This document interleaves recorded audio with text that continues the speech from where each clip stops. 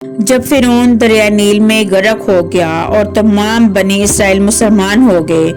اور جو حضرت موسیٰ علیہ السلام کو اطمینان نصیب ہو گیا تو اللہ تعالیٰ کا حکم ہوا کہ آپ بنی اسرائیل کا لشکر لے کر بیت المقدس میں داخل ہو جائیں۔ اس وقت بیت المقدس پر عمالقہ کی قوم کا قبضہ تھا جو بدترین کفار تھے اور بہت طاقتور جنگجو اور نہایت ہی ظالم لوگ تھے۔ چنانچہ حضرت موسیٰ علیہ السلام بنی اسرائیل کو ساتھ لے کر قوم عمالقہ سے جہاد کے لیے روانہ ہوئے، مگر جب بنی اسرائیل بیت المقدس کے قریب پہنچے تو ایک دم بزدل ہو گئے اور کہنے لگے کہ اس شہر میں جبارین عمالقہ ہے، بہت ہی زور آور اور خطرناک ہے، لہٰذا جب تک یہ لوگ شہر میں رہیں گے ہم ہرگز اس شہر میں داخل نہیں ہوں گے۔ بلکہ بنی اسرائیل نے حضرت موسیٰ علیہ السلام سے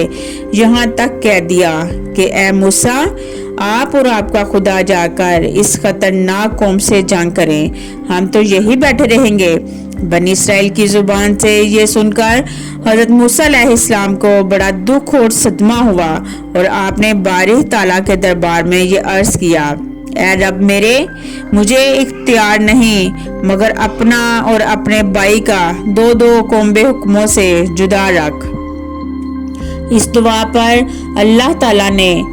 اپنے غضب اور جلال کا اظہار کرتے ہوئے فرمایا کہ وہ زمین ان پر حرام ہے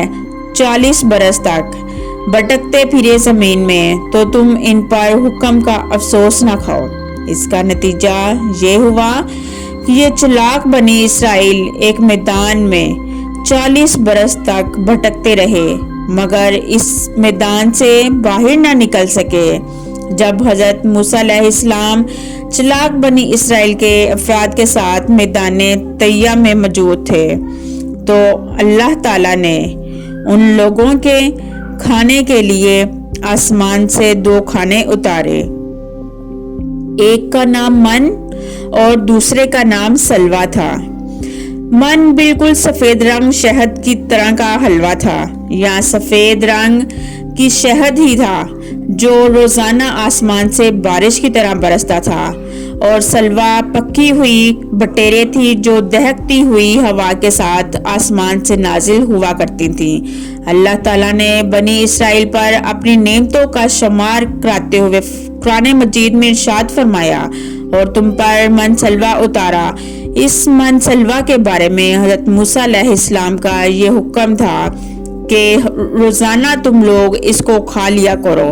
اور کل کے لیے ہرگز اس کا ذخیرہ مت کرنا۔ مگر بعض ضعیف اتقاد لوگوں کو یہ ڈر لگنے لگا اگر کسی دن من سلوا نہ اترا تو ہم لوگ بے آب و گیا کھلے میدان میں بھوکے مر جائیں گے۔ چنانچہ ان لوگوں نے کچھ چھپا کر کل کے لیے رکھ لیا تو نبی کی نافرمانی سے ایسی نحوست پھیل گئی کہ کچھ لوگوں نے کل کے لیے جمع کیا تھا وہ سب سڑ گیا اور آئندہ کے لیے اس کا اترنا بند ہو گیا۔ اس لیے حضور اقدس صلی اللہ علیہ وآلہ وسلم نے ارشاد فرمایا، اے بنی اسرائیل، نہ ہوتے تو نہ کھانا کبھی خراب ہوتا اور نہ گوشت سڑتا۔